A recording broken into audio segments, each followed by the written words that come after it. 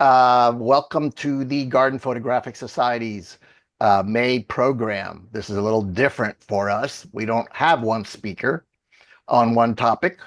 We're going to have some of our club members talk on different topics. Um, and we have renowned photographer club members, Barbara Dunn, Donald DiDonato, Dave Penner, and myself. I may be the least renowned, but anyway, um, we can start by having Barbara share her screen Okay. and tell us what she's going to talk about. It 10, 15, 20 minutes. It doesn't have to be very long, but I'm sure it'll be interesting. Take it away, Barbara. There you go. Okay. Let me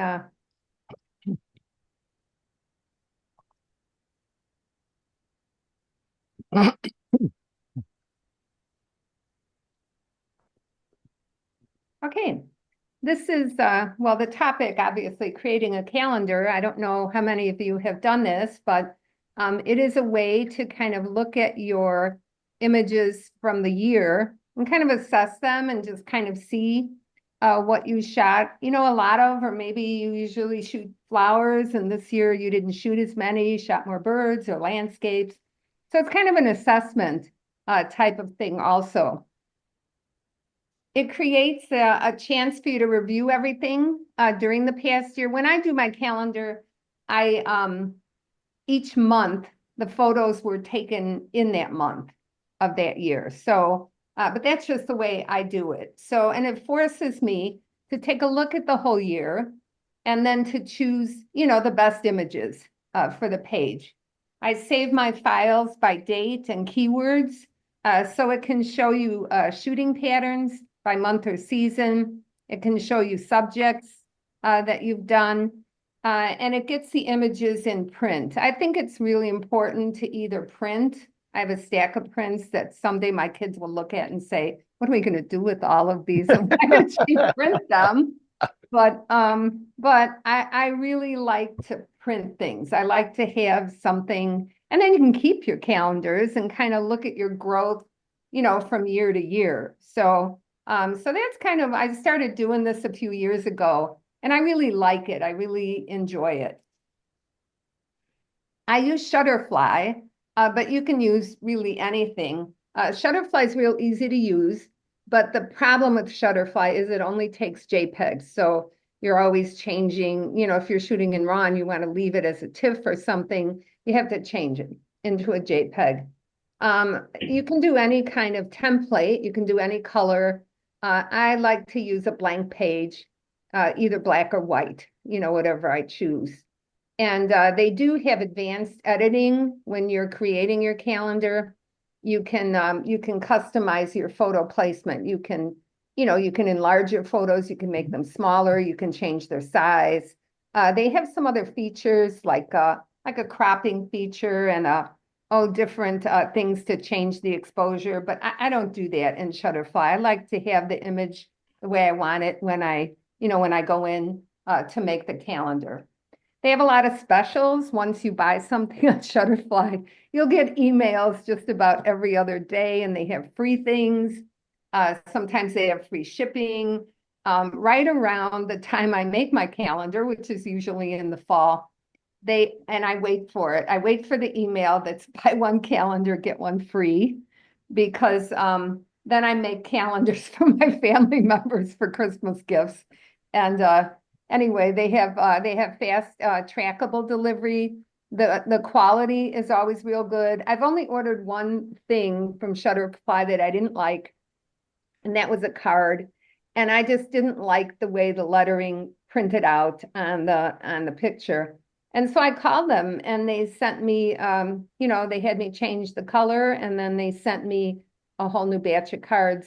And they didn't charge me. They didn't want the old cards back or anything. So they have 100% guarantee. So, that's a good thing too.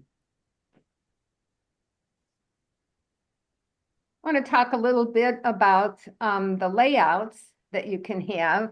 The first one would be one image. You just take an image from the month. You can do a trip. taken during that month. You can do, something indicative of the seasons, or I'm trying to move this goofy bar. Okay. Or the colors of the season. And that's the other thing. Instead of doing a review, if you want, because it's your calendar, you may do, you can pick one thing. Like, let's say you spent a couple weeks in Paris and you loved it. So you can do a calendar just on Paris, travel, your trip to Paris. That's another option.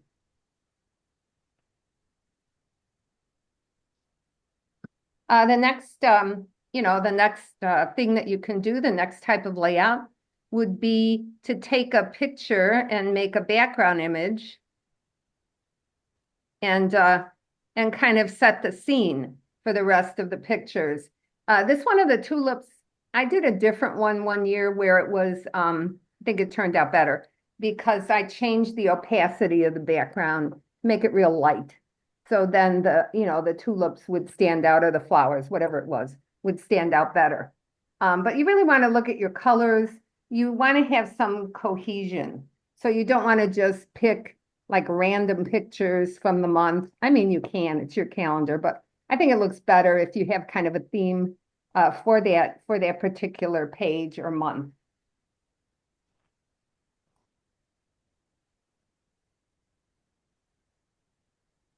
You can also do multiple images where you have one dominant image and then the others, are secondary to that image.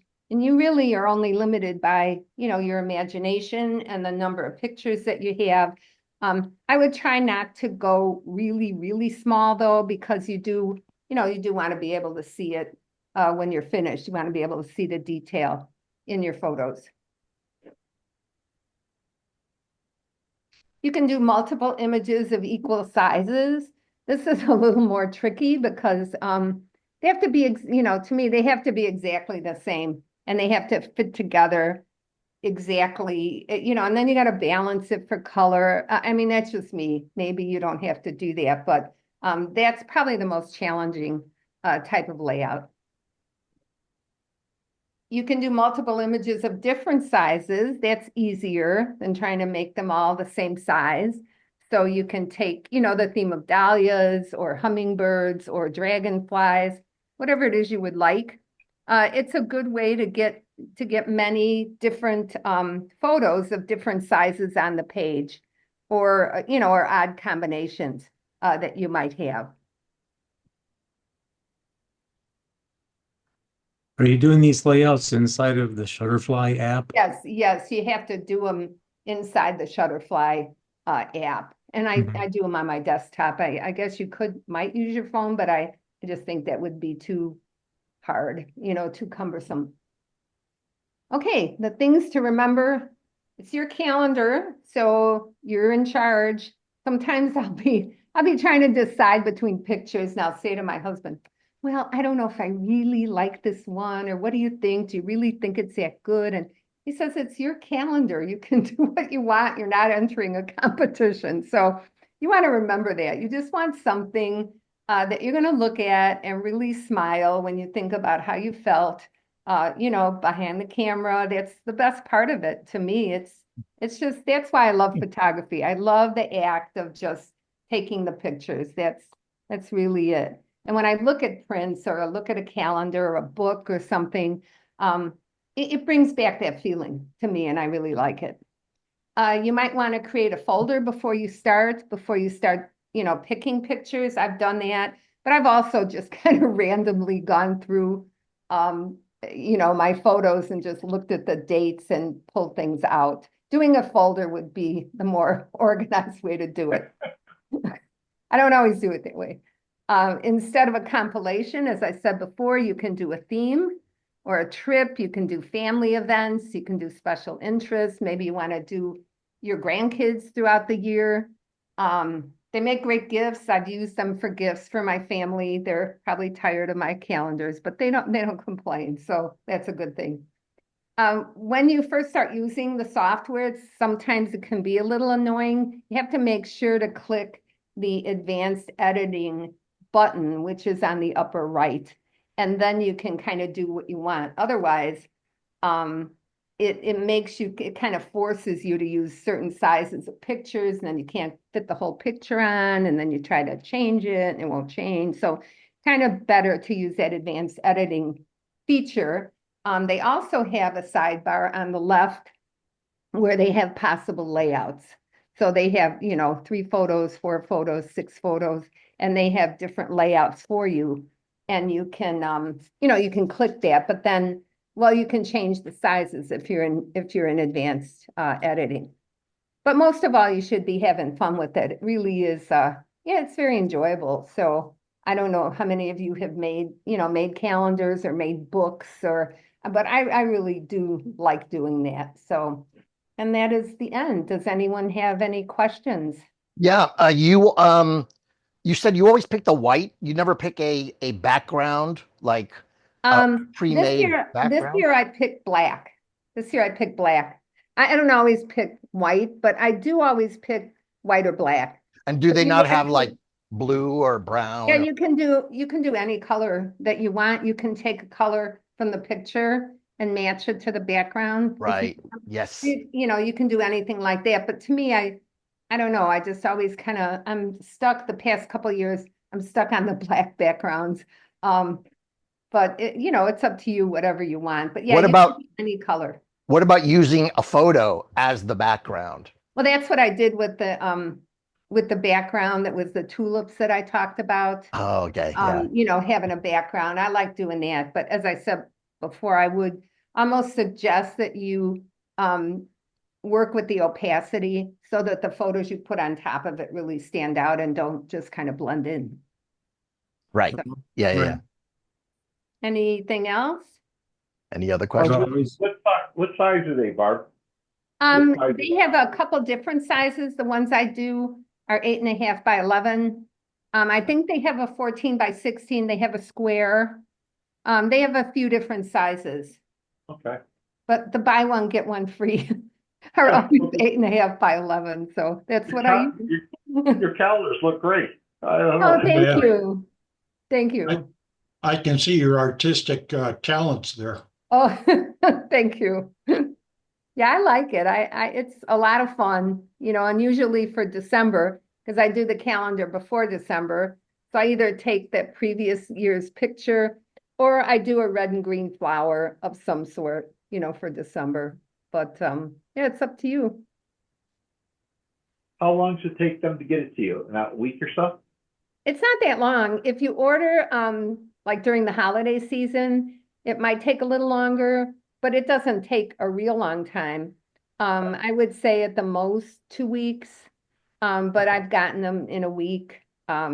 It's not super fast. I don't think you're going to get it in like 2 days. You could pay for more shipping if you want that, but um, I always go with the least Yeah. amount. And Yeah. that's kind of where they get you. If they give you a free calendar, you still have to pay shipping on it. And they kind of get you on that shipping. But, what are you going to do? So, Right. so that's it. That was Very great. good. thank Very you. good. Very nice. Thank you. Okay. You're All welcome. right. I'm next. So I'm going to share my screen. And there you all are. And I'm going to bring up the app. Okay. I'm going to talk about a couple of things real quick. I guess I can make this a little bit. Can everybody see that? Yeah. Yeah. Yeah. Okay. So there is a Steve Perry YouTube video. And here's where you can take a screenshot of this if you want, or I can also copy this and paste it into the chat after I'm done. If you want to see this video from Steve Perry, it's how to set up your own emergency action button on your camera. Okay, so never miss an action shot, like you're shooting a landscape or whatever, and suddenly a flock of flamingos goes flying by. What do? Do you change your shutter speed? Do you change your aperture? You don't have time to do all this. They're going to be gone in a second. So this is where the emergency action button comes in. it can change all your settings immediately upon pressing it so that you can take a shot of a gazelle running by, or, the cheetah or something if you're in Africa. So while you're shooting something else, with one button, you change your shutter speed, your aperture, your frame rate, the proper AF area to track the subject. Now, Sony and Canon let you do a couple of different recall buttons, one for action and one for static if you want to go back to that. Although usually if you just let go of the button, you go back to that one. But basically you pick a button on the back of your camera that you can easily hold back. Now you can see my Sony A1 here. I've got, can you see it? There, I've got, Yeah, well, it's going in and out, it Carlos. is. That's pretty freaky. The background is Oh, overlaying. yeah, you know what? If I take the background out, I can maybe that's what I should do. Just take the, I didn't realize that was going to happen. Zoom settings, background and effects, no, create, none. Okay, there we go. Okay, now Okay, now let's try it it's again. yeah, that's working. Yeah. Okay. So I've got my video, my movie button right here. Okay. It's easy. My hand is right there. I can just, and so I have now settings of 1/100th of a second at 4.5 ISO auto, like I'm shooting something. But I've hit the button and suddenly it goes to 3,200ths of a second f4 and ISO auto and tracking and all that other good stuff that you want for video just by pressing that one button. Okay. So here's how we do it. With Nikon, now the video, the Steve Perry video covers Nikon and Sony, but he says that Canon users, it's called register and recall. Okay, shooting functions on your modern mirrorless Canon cameras. That's what it's called. So if you find that in your menu, you can then just basically follow along and do the same. It's exactly the same process that Nikon and Sony have. Now, in the video, he goes through the first half of the video, he goes through the Nikon process, exactly where you go with your Nikon camera on the first half of that video. With Sony, he does the second half of the video. He goes through how to actually do it. In Nikon, it's called recall shooting. In Sony, it's called recall custom hold. Okay, so you can find this in your camera if you're Canon, and if you're Sony, you can. I'll put the video, the YouTube link in the chat, and you can just go to it and see if you want to see that. Okay, so basically with Sony, you go to the menu, setup, operation, customize, to customize your key buttons. You go custom key, dial set, or just custom key setting, like in some of the new cameras. So like this one right here, with of course the camera icon, not the video icon, right? Now I've chosen the movie button since that's convenient to my thumb. This button right here, button number 3, right here on the back of my camera, right? That does not mean you can't shoot movies, because these are the photo button settings, right? These are the settings for these buttons when you're in photo mode. If you go back to movie mode, boom, that button will work just to turn on a movie on and off, just like it did before. Okay, but you're shooting something, you're shooting a landscape, and you can use that button. So you go to recall custom hold on a Sony, the different things and your other 2 brands.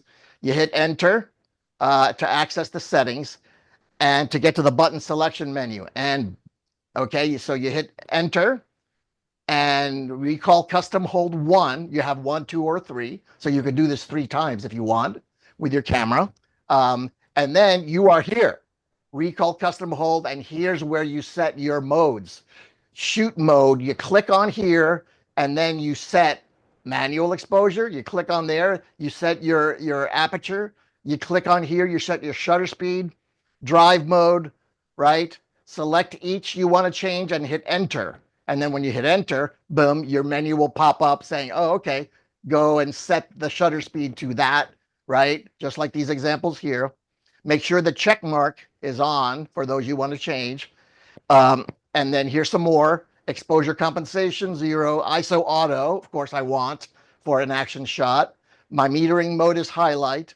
My focus mode is continuous AF. I didn't have that checked when I took the screenshot, but yes, it's going to be continuous AF. So yeah, what I say here is Steve always has continuous AF on, so he doesn't need to add it here. It's always on. But if you're doing one shot AF, then you want to change it to continuous here.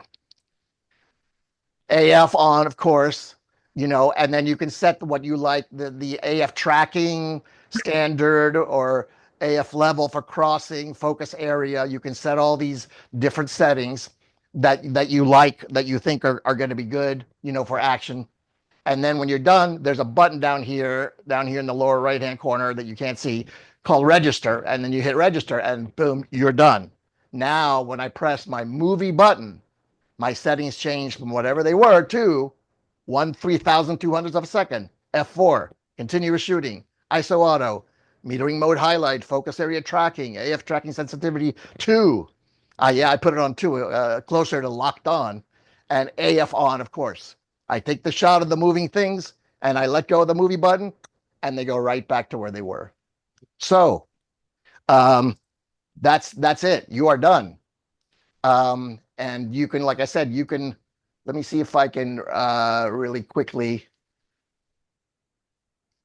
copy this. Oh, yep. Copy that and paste it.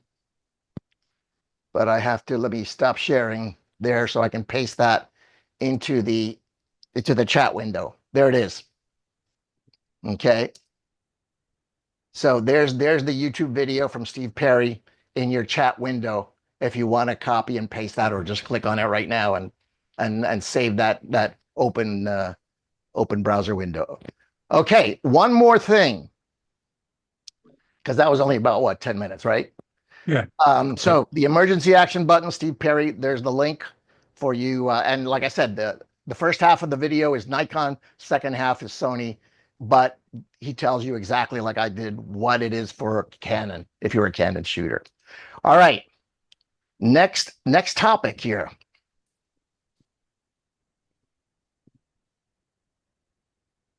Okay. Just curious if anyone has done that on the Canon with their cameras set up. No. I use the just some regular settings on that star menu, so I can go to things quickly to change them, but I have not done a full custom setting. Yeah. How about Yeah. you, Dave? You did that? I did Yeah. it on my Nikon. What's that? Okay. I did it on my Nikon. Oh yeah. It's like he said, those they're I listed what they were called, and he tells you exactly what those functions are called and goes through it. Okay, real quickly now, one more thing. Let's go to, and it's over here on okay. Fast raw viewer. You've shot 1,000 images somewhere. Like I used to shoot them, I didn't shoot basketball this year, but before you shot 1,000 images in Africa. You come home, you want to edit them. What do you do? What is the best way to do that? Bring them all into Lightroom and then go to bed, because it's going to take 4 hours for it to create the standard previews and all that nonsense. No, there's a better way, and especially if you need to deliver images, in 2 hours or the next day, this is a really good way to do this. Fast raw viewer, okay? Fast raw viewer is a WYSIWYG raw viewer. You see the actual raw files, not the embedded JPEG that comes with it. That is not necessary. Some people believe, oh, you can only see the raw. No, you can actually see this is a raw viewer. So it takes your raw images and it allows you to see them in this film strip and select them super quickly. Okay, and I can show you how to set it up. Okay, you see the correct preview of the raw images. So fastrawviewer.com. And if you go here to buy, you see that it ain't a whole lot of money. It's now $17.99 down from 24 bucks. Okay, for fast raw viewer, for those of you who want to edit your 1,000 images and get her done. Okay, so I'm just gonna show you how it works. Okay, so basically what I do is I copy my raw images to a folder on my desktop, right? Just right from the from the card. I just copy them in here. Now these have already been changed and edited, but I just use these for an example. So but they're going to be called, whatever .arw for me, the Sony shooter. So I copy them into this folder. There they all 1,000 of them. Okay. I open up Fast Raw Viewer, which is, where do I have it? There it is. I open up Fast Raw Viewer. Okay. Everybody can see that? Yeah. Yep. Okay. Here's the whole thing on how to customize Fast Raw Viewer, but I'll tell you what I do, which is you go to the file menu, customize, and this lady on YouTube showed me how to do this. And you go keyboard shortcuts to make it like Lightroom. This is how it becomes like Lightroom, right? So you go down here to File, Copy, Move, Reject. And down at the bottom of this window, you see that Move File to Selected folder is P, just like pick in Lightroom. Move it to Rejected subfolder is X. That's not the defaults. You can just hit P. You just click on there and you hit P and it makes it P, right? Or you hit, well, now I took it off there, P. Okay, now I'm not on there. Anyway, I don't use P, so I'll figure that out later. I don't use P because I don't pick them. I just reject them.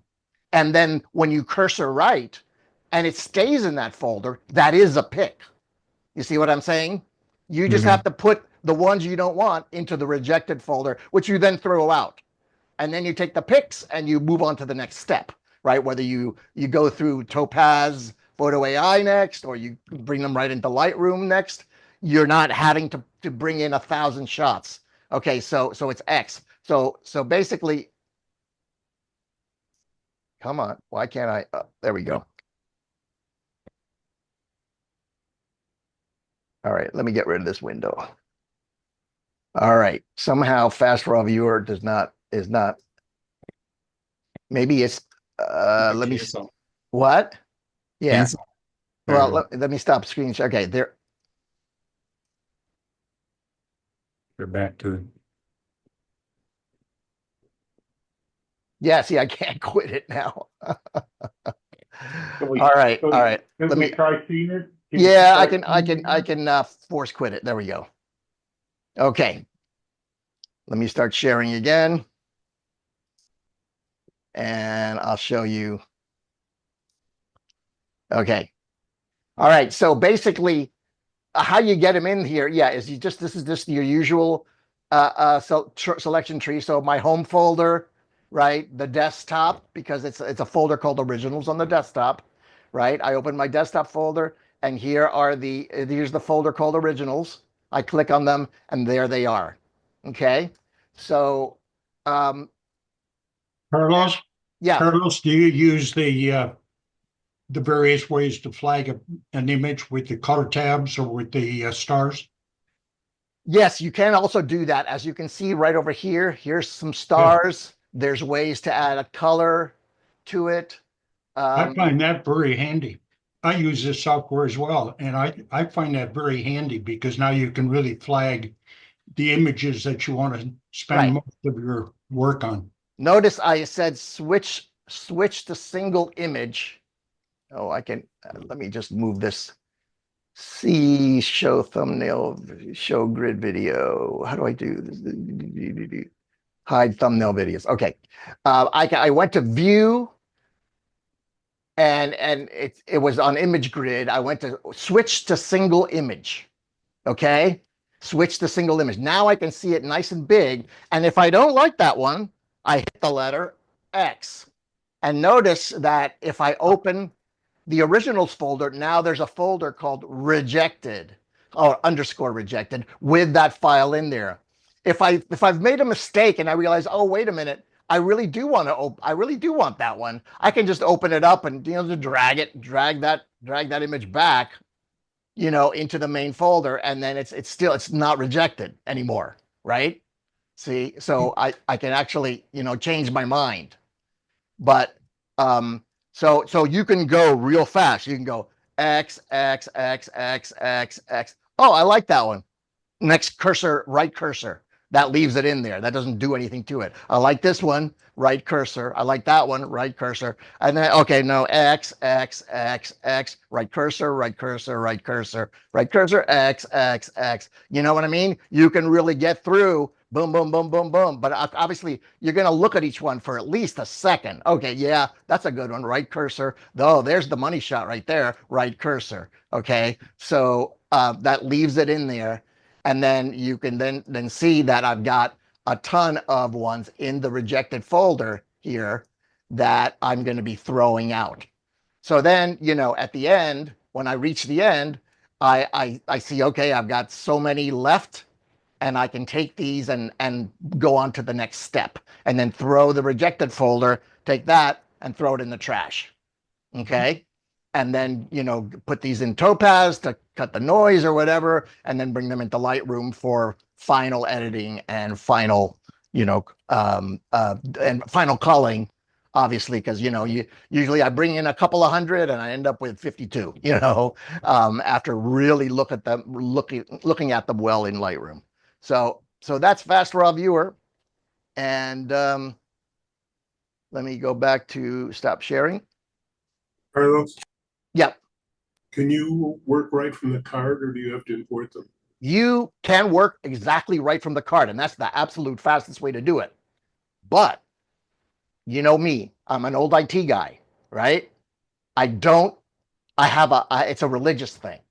I don't like working off the card because of the idea that only your camera should delete photos or format your card, not the operating system on your Mac or Windows PC.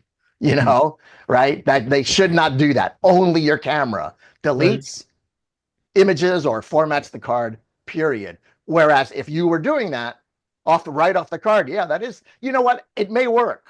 It may, I haven't tried it because, again, like I said, I'm an old IT guy, and I learned that that's a no to Well, do you don't that. have to physically delete them. You can still clear the card Right. It with the does. software. Yeah, you can. The only thing, right? The only thing that the software does is it creates that underscore rejected folder on your card if you're doing it off the card. But right, if you got to have those images delivered in an hour, yeah, you should do that. You should do work off the card, and then right, and then leave that folder, that rejected folder on the card. Don't touch it. Just move the other ones into Lightroom, and then format the card in your camera, deleting everything once you're done. Yeah. So I use a different program, but I use, something similar to that. And what I'll do is I'll just import to my computer those that I want to keep. So the ones that I want to delete never hit the computer, and I don't have to put them on and delete them off. right, like Photo Mechanic. Yeah. Yeah, that's another one that does that same thing. But the difference is this is $17.99, and Photo Mechanic is what, like $100 and some dollars. It's not cheap. So, okay. Good review. Good review. Oh, thank you, thank you. Once I found that my workflow for my basketball images was just like, oh, this is so much easier. I can get this done. I can and end up delivering 50, 60, 70 shots in 4 to 6 hours. Because I edit each shot. I crop and I fix stuff, and with that, even with 40 or 60 shots, that's another 3 hours of work. So which is better than 3 days of work, because the amount of time it takes to ingest all of that into Lightroom. If you ingest 1,000, it's way worse than if you're ingesting 100. So anyway. Carlos, a lot of times I look maybe 20 shots in sequence real quick, which one was the best, and I'd like to look at them all at once and compare. Does that program allow you to build multiple shots on the screen and look at them side by side, other Um, than the film strip? yeah, you can, in other words, instead of going, let me see if I can bring it back. Instead of going view, you can say view image grid, Okay, and then you see them side by side. yeah, So yeah, like Yeah, see you, view you can't, view image grid, you can see them side by side. And I think, yeah, and you can change the size of this grid if you want to see them bigger. okay. So yeah. In Lightroom, I use that survey tool where you click on the photos you want to compare, and then it puts them as big as they'll fit on the screen. You know, if there's Right. 10 and they're smaller, if there's three, they look pretty big. Anyhow, thank Yep. you. Yep. Okay, Dave, you're next Can you send out the link, Carl? for Fast Raw Viewer. Yes, Oh yeah. It's just fastrawviewer.com. I will copy and paste the link into the chat. thank you. Mhm. There you go. Okay. Yeah, Barbara and I were thinking a little bit alike, and I chose a topic about how to use your photos more and get things going. So let me share screen. What's that?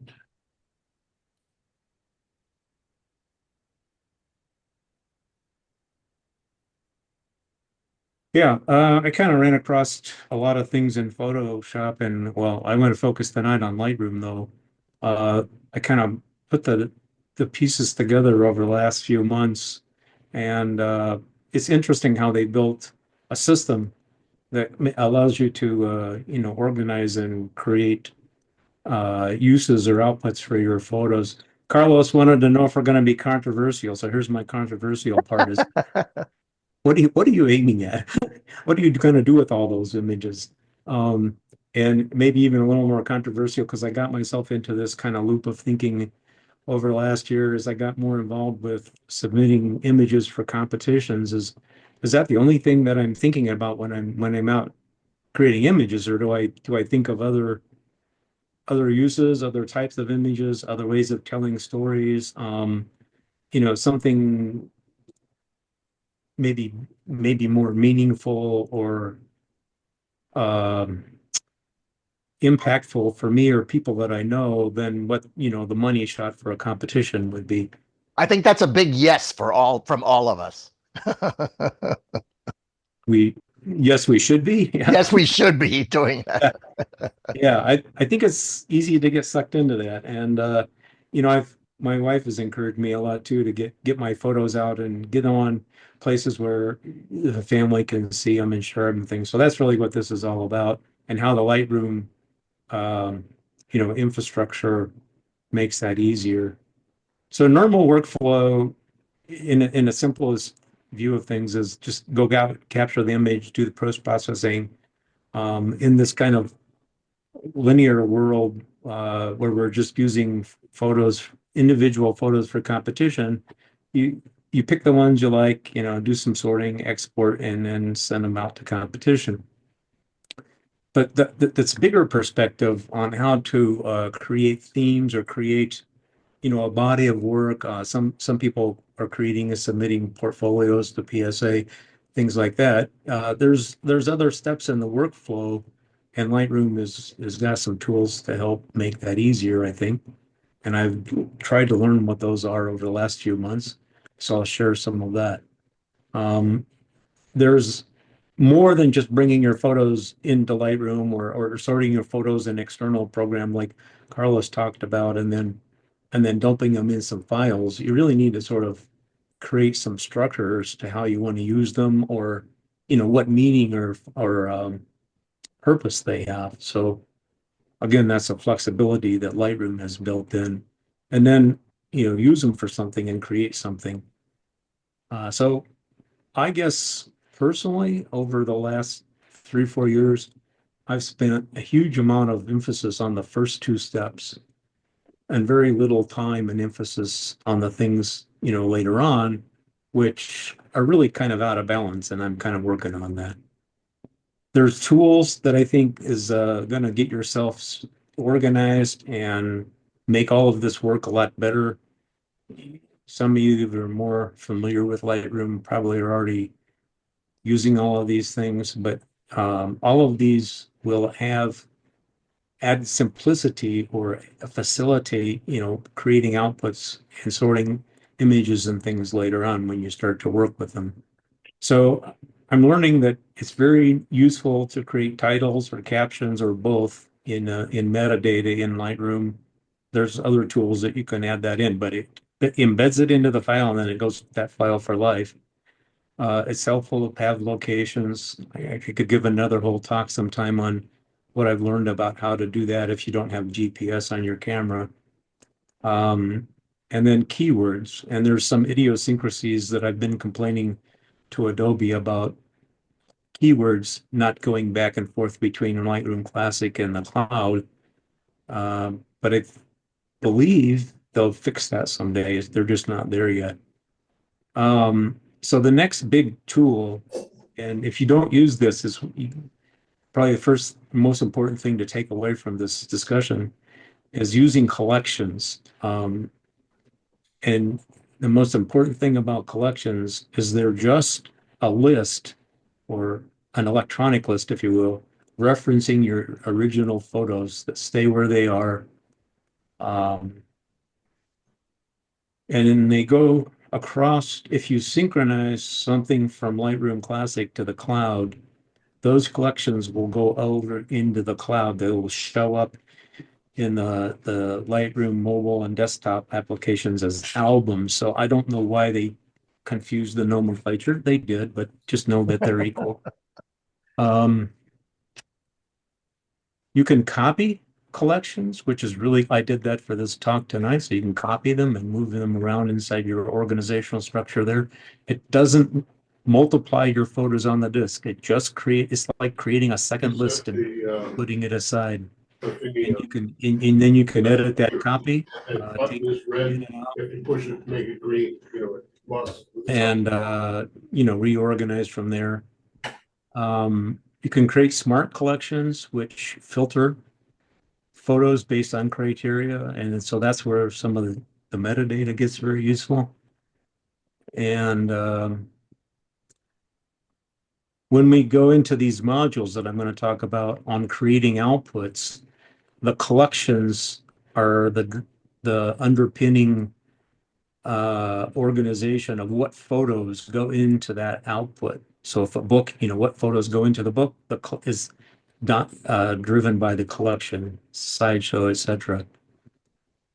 The other thing, if you use Lightroom Classic and Lightroom, understanding the sync process, and I've gone to very selective syncing of things that I want to exist in the cloud that make output and different uses easier. So I'll demonstrate some of that. Next step is kind of thinking, well, okay, you've created some structure to learn how to use Lightroom, organize your photos mechanically. Now it's kind of conceptually, how do you want to sort them? What's your theme? I kind of have developed some broad concepts and then some subsets of that are specific projects.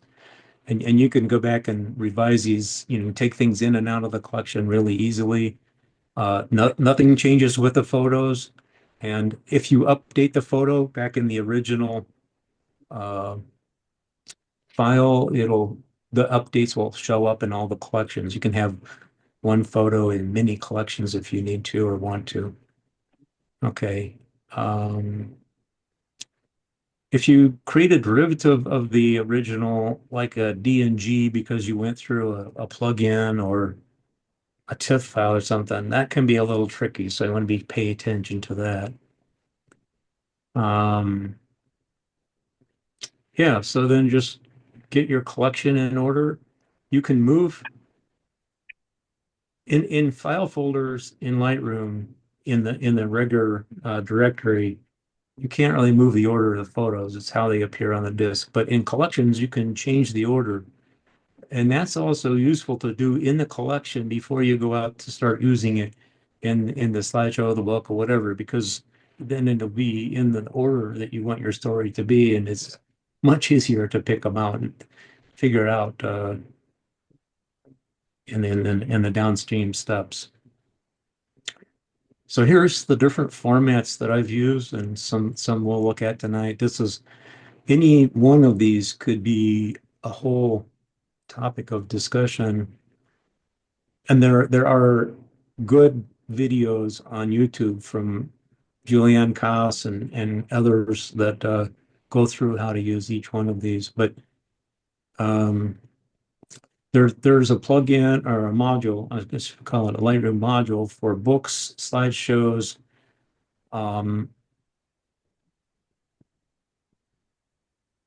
I will go through and demonstrate how to integrate your collection that you create on Lightroom Classic to a web portfolio in a couple of easy clicks, and publishing to social media.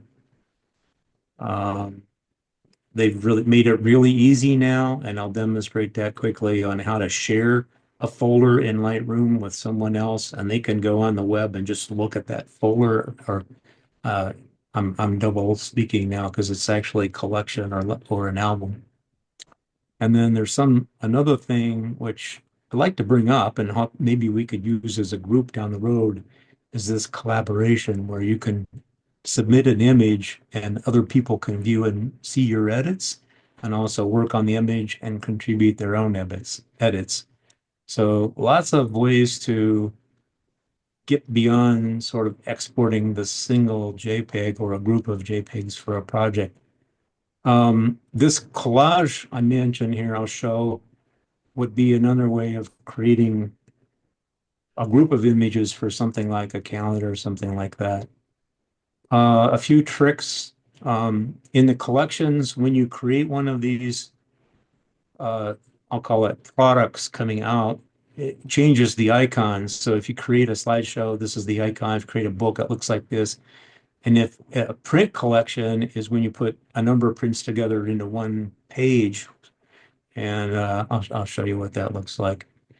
Another huge trick, which is fairly obvious, but if you don't look at it, look for it or know it, once you start working on something, if you decide not to go all the way to the end, you have to save that collection product and template in these create, save print, create, save slideshow, create, save book.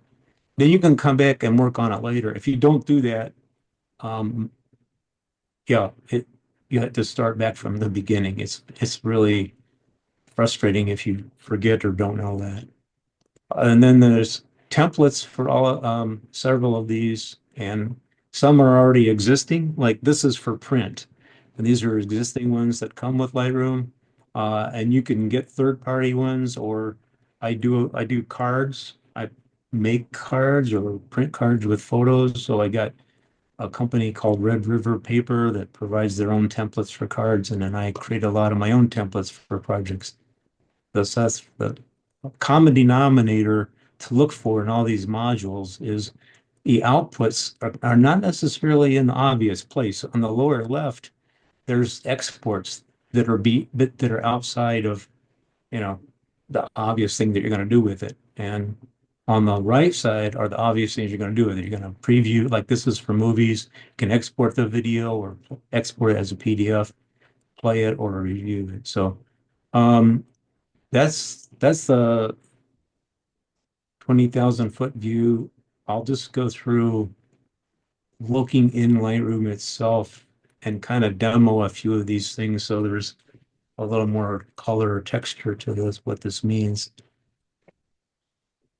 What have I done here? So if you're familiar with Lightroom, let me do one more thing. Hold on a sec.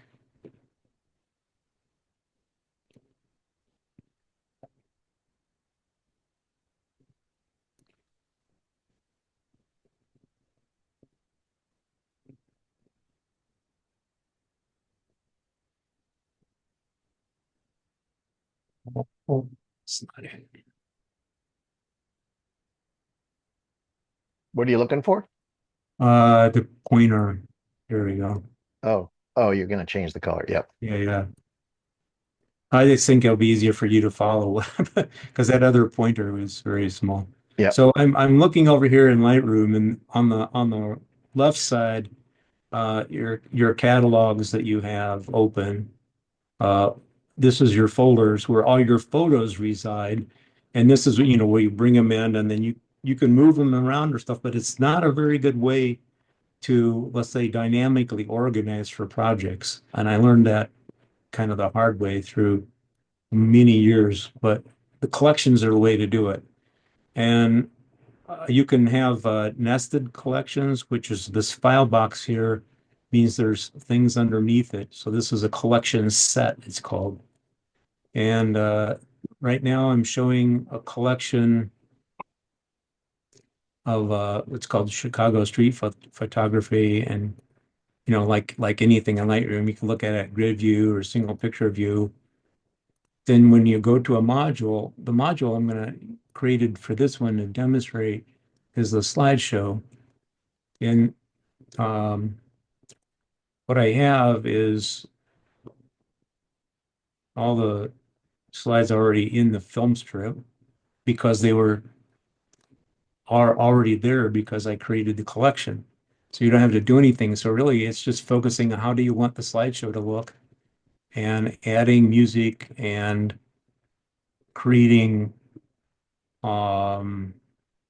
nuances of the visual approach or design. Well, kind of like Barbara was talking about how you want your calendar to look. So you can change it. Mine's black and white photos. I kind of use a dark background. I don't have much text on this one, but there's easy ways to build and put text into this. And then you can export. You can export this as a video. It's MP4 comes out. You can export it as a PDF. Or if you want to play it while you're watching, this won't crash because I don't have too many photos. It's pretty fast. It'll start playing. It's playing full screen.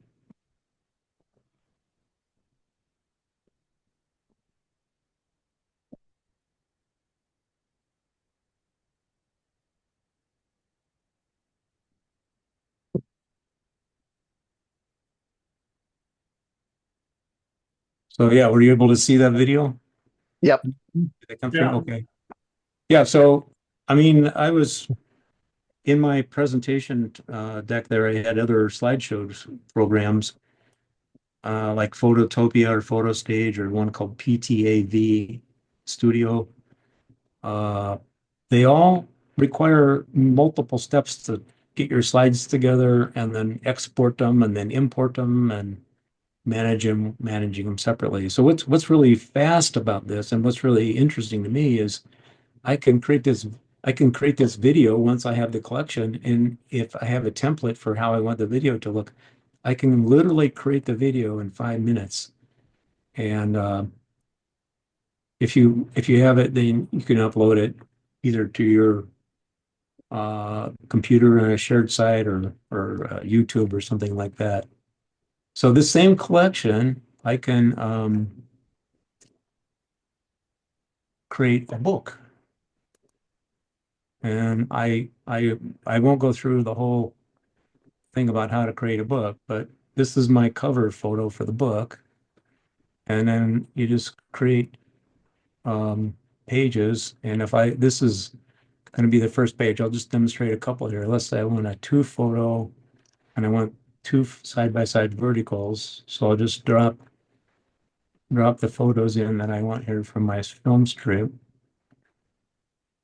And you just keep doing that. You can add text. There's templates for different pages and different layouts, like thing. But again, once you've created a collection and once you've put in an order, going into creating the book is pretty quick. What creates time is text and nuances of how you want the look and subtle changes and things like. I think Barb was mentioning on the calendars, you can just do a basic one pretty quick if you want to fiddle around and get exactly how you want. Then you got to pay attention and go to the advanced mode and stuff. for the books, Adobe partnered with Blurb. I've used them. I've used Shutterfly for books. I did a wedding book for a daughter with Shutterfly that turned out fine. Um, and then if you just want to post it to the web in a book, you can do a whole book in here. By the way, you can do text in a web editor or word processor or something like if you're going to do long editing in text, and then cut and paste it into text fields in here, so you don't have to do all of that creation of text in here. And then you can put your book out as a PDF book too, if you prefer. Um, yeah, here's an example of another book that I did, and I created a PDF of that. And it's an extremely quick way if you wanted to give somebody a collection of photos from a trip or something, to have a PDF of it. You just put them in a collection, go to this print module or book module, and create the PDF, and you've got something ready to send them. The print module, I'll show some examples from other uh, projects that I've done.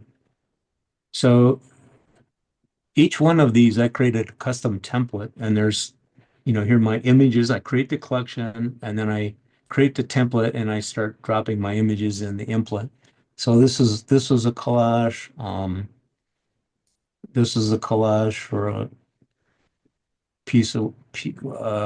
for an exhibition that I was in. Um, this is a collage for a postcard, which unfortunately I didn't get sent in time, but I'll have it for next year. Mhm. And so this print module, again, is just create a collection, go to print module, and then pick a template. Um, Here's one that I did for portraits. So there was different poses of the person, and this would be like a proof sheet that you would give somebody if they wanted to uh, pick out which one they wanted for their enlargements or whatever. So a couple other things I was going to show or mention was this.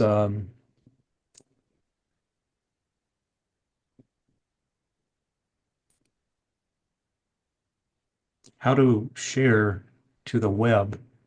And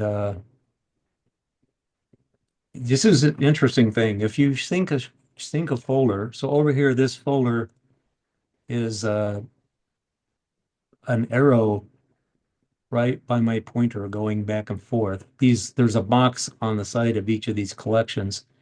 And if you click this box, it'll change that from blank to this arrow, and that means it will be syncing with the cloud. When that collection is synced to the cloud, I can make this public. This box shows up, and I get a link that you can send to people, and then this link will show them that collection in whatever browser they use. It doesn't even matter what they use. They'll see this on their phone or whatever device they're using. So I thought that was, if you're wanting to share with family or friends, extremely fast or get back to somebody with something, use collections. Their collections are your friend. And and And that link that it creates is a bit.ly link. So it's a really yeah, short little link. It's not super long. So you right, can right, easily right. copy it and put it in an email and they'll recognize it and it'll be super easy. So I'm going a little bit over time, but if you don't, Not a I got problem. one last, I got the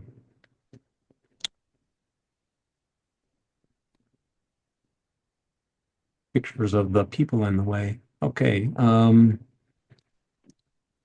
I know. I gotta go over here.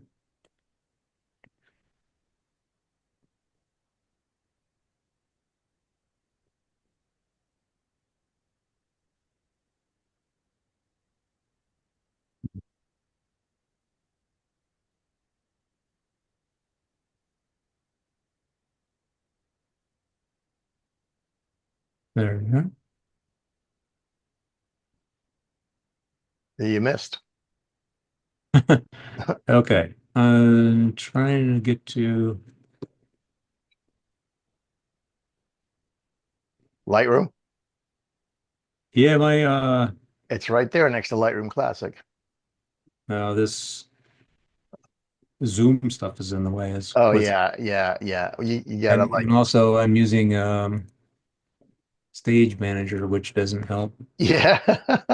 I don't. That's why I don't use Stage Manager. Um, yeah, Okay. you could stop Here I go. sharing. Oh, there you go.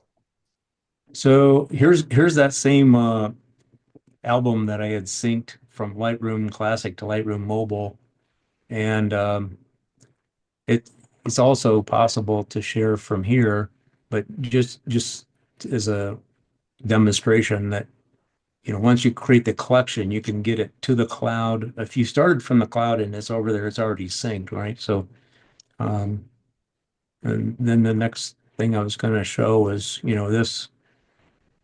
I'm going to save it for another day, but it's really easy to go from this to creating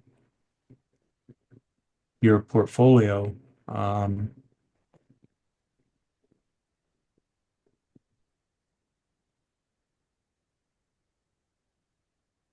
yeah, so you can, uh, Oh, using Adobe Portfolio. yeah. Yeah, yeah. Uh-huh. So, um, Right. You create a website and then you can just edit it on the web. yeah, yeah. So I can go here and Right. Add an album. Yep. click on an album, and here's that album that we had just looked at in the, um, yeah, all this stuff from, Yeah, that's gonna take a while, maybe if there no, you it go. was just all Or the like, stuff from Zoom is in. yeah, it's in the way there. Yeah, there you But go. you guys, I'm just kind of giving you a quick overview of, now here it is, and I just imported that collection into my Adobe portfolio, and then if somebody would come on, that imported it, and they'd be able to see it on my portfolio. So just summary, main thing is think about getting your photos out there. There's so many ways and so many ideas. The other thing I made a mention of in the thing was these things called publishing services. And I have for Adobe Stock, Flickr, Lightroom, Instagram integration, and SnugMug. I have a SmugMug site so I can, put things into these collections and it'll sync up to my site there. So anyhow, any comments, questions, requests for a future? Yeah, what's that Instagram integration one? I don't know about that one. How do we get to that one? I'm doing Well, Instagram the old stupid way. uh, just cr create a What's collection here and Yeah, but how do I get that plugin? It's called oh Inst yeah, it's uh called Instagram Innovation.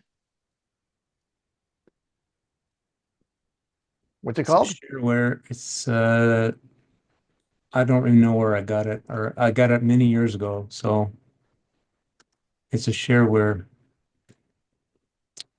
I don't know. I'll look into it and send you a message Oh, if I okay, can. because that would make it a lot easier than, exporting them, importing them into your phone, and then, and then from your phone uploading them to Instagram, which is Yeah. the stupid Petrick way that I do it now. Well, that's the whole point of what I've been learning here is how to eliminate those steps of exporting and importing between different things to get the end products that you want. So, Cool. That was all really right. good, Dave. It was really interesting. Yeah, Yeah. Thank you. very well done. Yeah. Thanks. I think your idea with the calendars, Barbara, fits right into the collections and things, and then you can I don't know if there's an integration between Shutterfly and Lightroom. I think when I created the book, I exported it. Yeah, I don't think there is. I've used Blurb to create books, and I really like Blurb a lot. It's so easy from Lightroom just to go into Blurb and do a book, and then you have the option of getting the PDF of you can send to people, and I like that. Um, Yes, yeah, thank you. you have some experience with Blurb, so I think it's important that somebody's got a good experience with it before you just randomly try some of these things. Hear how it works or what's important to get it right. Yes, thank you Thank all. you. Wonderful presentations. Yeah, it was great. Yep. Thank you. Okay, why don't you unshare, and then we'll get Don, our last presenter of the night, Don DiDonato. Oh, by the way, I found what you were talking about. We were talking about. It's called LR Instagram. It's www.lrinstagram.com, which would make your Instagram workflow 1,000 times easier, right? Yeah. Mhm. Yeah, Okay. I've looked at other integrations and like I was having a WordPress site and they were all for I'd have to upgrade my level of service on WordPress and they were pretty pricey. So I'm sticking with the cheaper things, or already built into the cost of Lightroom, let's say. Right. Yeah. Yeah, I use the Flickr one and it works great. I've used it for 10 years or whatever. Yeah. All right, Don, Yes, let's do it. ready? Okay.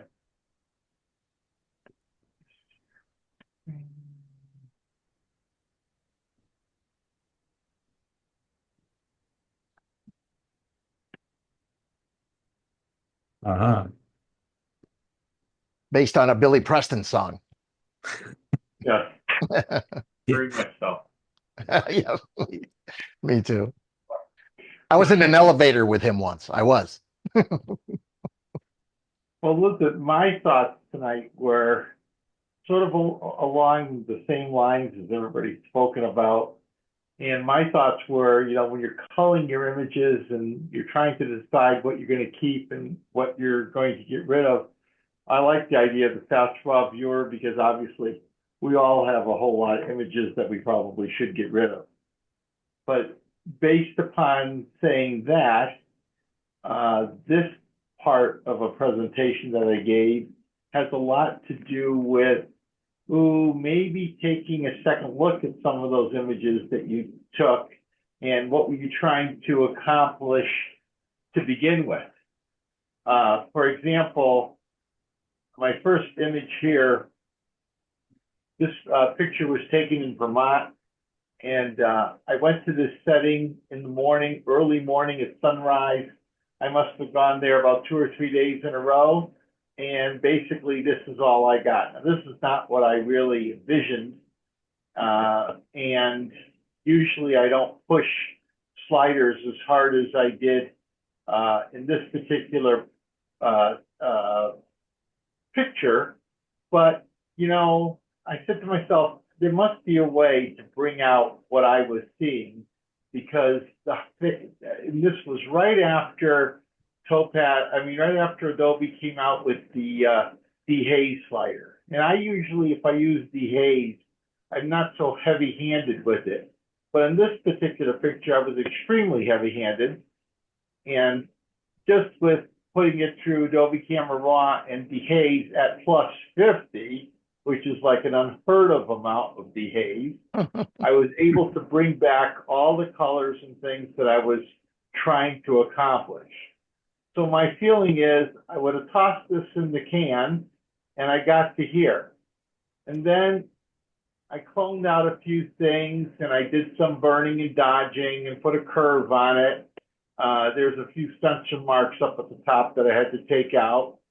And then I put some noise reduction on it because, all that dehazing causes a lot of noise, and I bumped up the contrast just a little bit more. And the final picture was this particular picture. and it scored well, and it's a picture that I personally like. You know, it's interesting.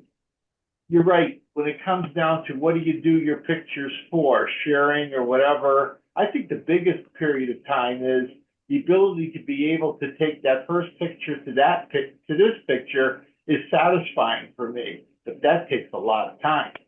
And you know, trying to cut that time out is interesting. I mean, when I started with slides, it was bending over the light table and trying to decide which slide was the best, and you really couldn't do anything with your slides other than to pick your best slide and either print it or put it in a competition or put it in a carousel and show it to somebody. But now we have so many different options, as Dave has shown, and as Barbara has shown, that it's amazing. But still, there's a lot of time in trying to decide what to keep and what to get rid of. You know, I've done a lot of pictures, as you know, of birds and animals and feathers, et cetera, and I have plenty of pictures that I've taken and I've captured it right. But every once in a while, you have to capture something fast, and you get this.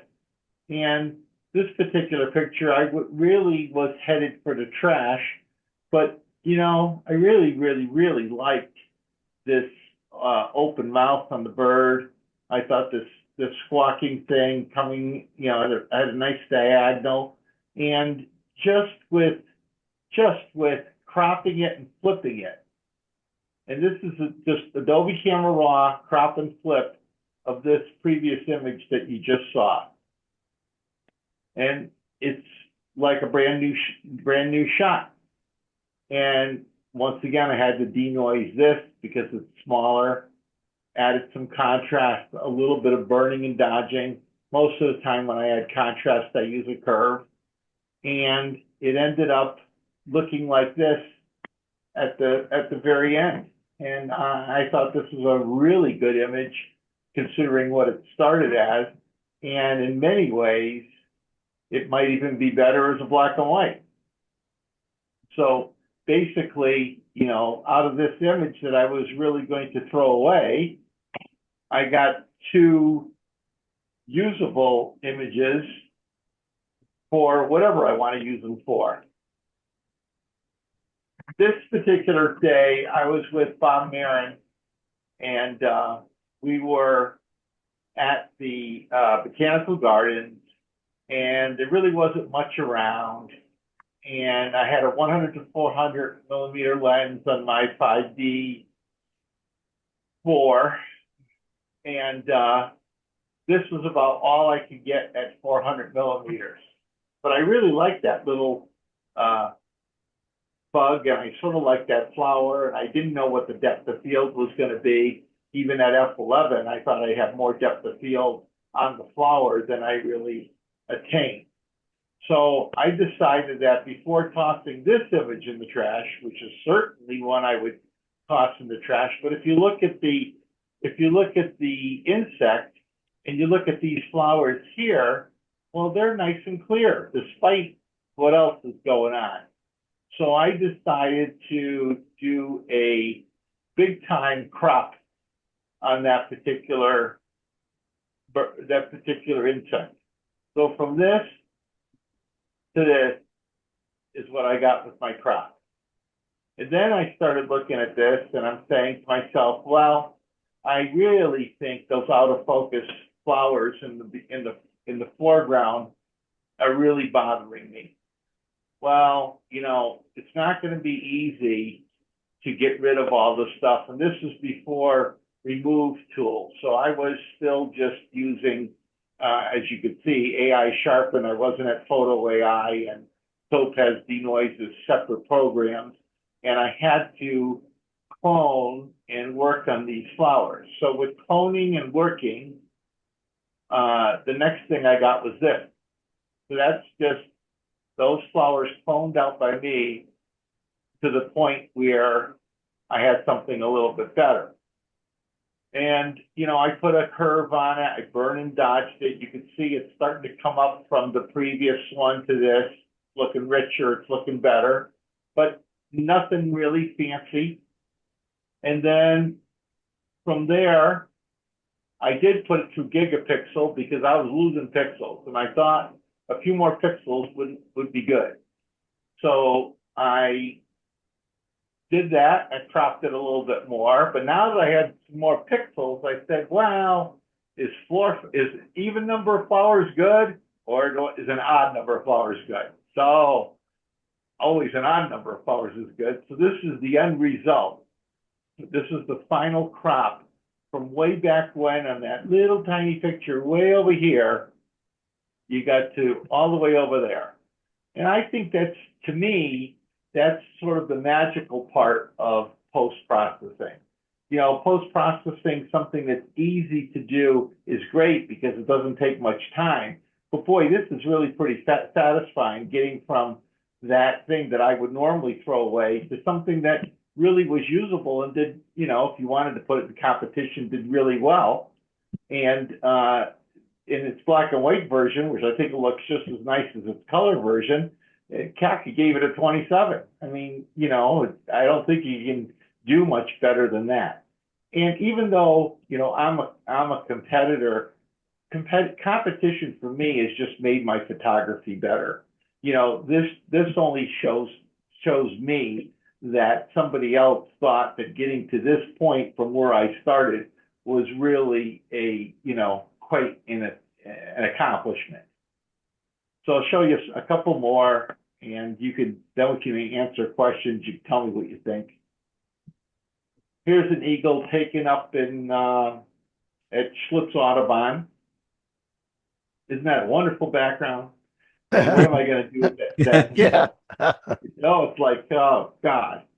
So, but what's great about this? Well, this eagle's got a great head, nice feathers, great head, and the background is brown, and there are no highlights on this day. I mean, I hit a great day that was overcast, which you don't hit. So what did I do? And this is taken at ISO 200, so I had some pixels and I had a good ISO. So I decided that I would crop it and just do the head. And I also want to tell you, my personal opinion is I like looking into animals unless they're moving somewhere. So that's one of the reasons why I cropped it and I flipped it. You know, this eagle's not going anywhere, so it's not going from left to right. And when it's not going from left to right, I personally like to look from left to right into the head or the eye of the bird. So take that for what it's worth. So this was also before times where you had all those wonderful Adobe Camera Raw masks and Lightroom masks to make your life easy for you. But I still decided that just working on the background, darkening it, burning and dodging it, that kind of stuff was the thing to do. So now it's starting to look better. And then what I did was I put it through Topaz denoise, put another curve on it, burning dodged it a little bit more. I really wanted that eagle's head to stand out. So remember, before we get to the last one, we started here, and here's where we're ending up as our last rendition of this. And this eagle got first place in the chapter showcase from a picture that I was going to just toss. I mean, to me, what I'm trying to implore you to do is try to decide, why did you take that original picture to begin with, and is there anything worthwhile saving or not? And I would say 90% of the time, there's nothing saving. I'm just showing you episodes in my life where I thought I had something and I found it, you know, within my picture without doing a lot of work, but nothing really fancy work, meaning you had to use a curve, you had to do some cloning. You know, sitting around cloning stuff is really not a whole ton of fun. Then I took this picture, this wonderful bird, and I love the fact that it got up on this branch, you know, that it popped up there, because that's not where it was placed. That's where it decided it wanted to be. But wouldn't you know that when I had that nice bird up there, of course, now I have a tree in the background, and this bird gets something in its eye. Now, you know, it can't take its eyelash out, can't rub its eye with its talon. So I have to think about what I'm going to do about this. So He looks like he's first winking. He looks thing, like looks like he's winking. like he's winking. It's not a good wink, though, Charles. Not a good wink. So there it is on the crop, and you know, got rid of a lot of distractions. Except I don't like this black thing, and I got to get rid of the jesses. But even on this particular owl, the jess was in a good position, easy to get rid of. Don't really like that eye. So the next thing I did was, I worked on the background. So I got rid of, you could see the distractions in the background. And this is just cloning it out, burning and dodging and cloning until you get it the way you want it to be. Now I could just use the remove tool here and here, and it would be a whole lot easier to do. But nevertheless, I cloned it, okay? And then I felt that this poor owl needed eye surgery. So I had to give it some eye surgery and fix them, okay? But that was that's pretty good, fixing that owl like that. Now, I don't know if you guys have done anything like this, but it took me a while to figure out exactly how to do it. You have to copy it and get a layer, and then usually you could take the square marquee tool and just cut it. And then you go to transform and you flip it, you put it into place and you move it around until you get it right. Now, that all sounds easy, but then you have to meticulously go in there and you have to bridge all of these feathers.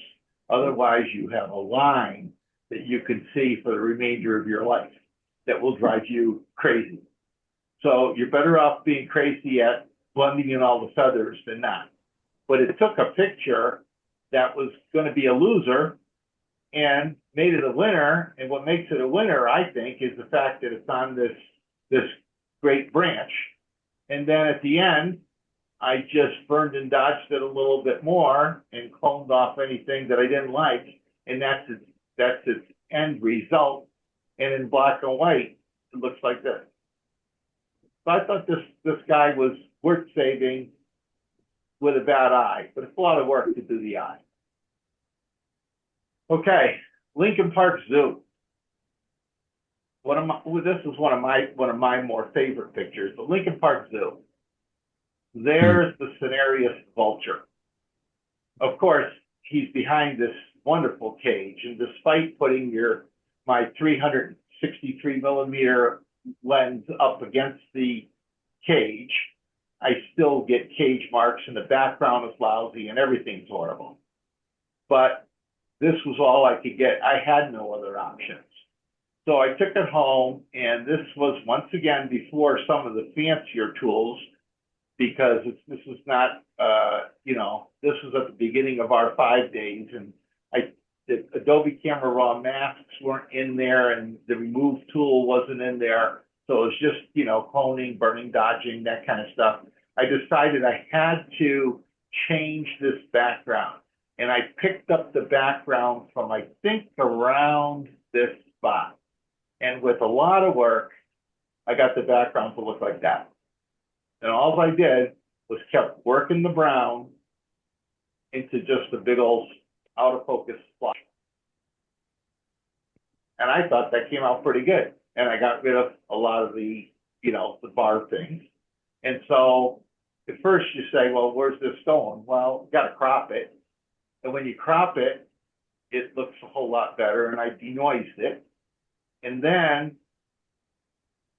I changed the hue and saturation a bit, put a curve on it, foamed it, vignetted it, and got it to this. And I think and then finally, it looked like this because I sharpened the head more. But I think that this is a superb picture coming from that thing to begin with. And I also like it even better in black and white. Because black and white makes it, this is really what I was looking for when I took the picture. And like I told you, I had nothing else to work with. And in fact, it's very, very, very hard to get a picture of this bird with a nice clear background. And these are not nature images. These are just plain old, you know, I want to disclosure, bird feather images, okay? And then my last one is one that, I don't know, maybe Barb, you were at it. I know, Bob, you were at it. This was taken at Willowbrook. Oh, I remember this day. It was so windy. It was so windy. And it was windy and it had crappy light. And, you know, this was my best picture of this bird. And so once again, it was, this is what I have, or I go home with nothing on this particular bird. So first thing I did was I cropped it. And I darkened the background and I cropped it. And I was kind of looking for, you know, maybe sort of a backlit kind of thing on the bird. And I really did not like this tuft going that way and this eye being half closed compared to the other one. So just like the eagle, just like the owl one, he needed surgery too. You know, whether you're little or big, you sometimes need surgery. So he needed surgery to go like this. So taking and making him straight the way he was born, okay? Not the way the wind was treating him. So like I said, it's not a nature shot, but this is just a pictorial shot. So then after that, with the new eye and his new tuft, then I had to play with this with burning and dodging and cloning. I wanted to clone out the distractions here, and I wanted to burn and dodge and clone some of these blown out areas so I really got highlights. You know, I had to play with that. Otherwise, it would just be very white with no texture in it at all. And then from there, I warmed it. Oh yeah, I thought he was looking a little blue because he was, you know, half in the shade and everything. And I warmed him up and put him through a denoising thing. And I think I also lightened him with a little burning and dodging. And then my final part of this baby was, I decided that, okay, since I did this much work, how could I make it better? Well, I did not like the merge here of this branch. You got to be real picky. And I did not like this, the way this tail was going down here. So on the final aspect of it, here's what he looks at the end. Gone, it's gone. Everything you could see along the side of it. He's sharp, got a new eye, got a nice background. And it's really making something out of something that I really probably should have thrown away. But what I'm saying to you is that just think about what you do have. I'm not saying you should do this every shot. I'm not going to tell you you're going to do this in 10 minutes. But I will also tell you that if you do play with some of this stuff with the tools that you currently have, and I wasn't even at the point where I was using all those masks and stuff, which makes life a whole lot easier now.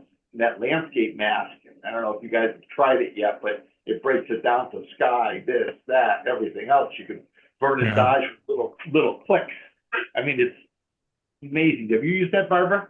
Yeah. No, I have not. No. Okay, so one of the new choices is landscape. And so let's say if you pick landscape for this bird, you might get the bird, and then you'll get the background, and then you'll get the greenery, and then you get the branch, all those different choices. And then you already have your mask made. You go down the mask, you can light and darken as you wish. Well, that's a whole lot easier than using the burn and dodge tool, which you do have to use now and then anyway to touch up. But I'm just saying, you're using macro edits instead of micro edits to get to your final result. So I'm not saying you guys have to, you know, do eye surgery. I think it's kind of cool to do it if you have to. And I've only done it a few times. In fact, probably you've seen half of the number of eye surgeries I've done in my life. I've done maybe two more.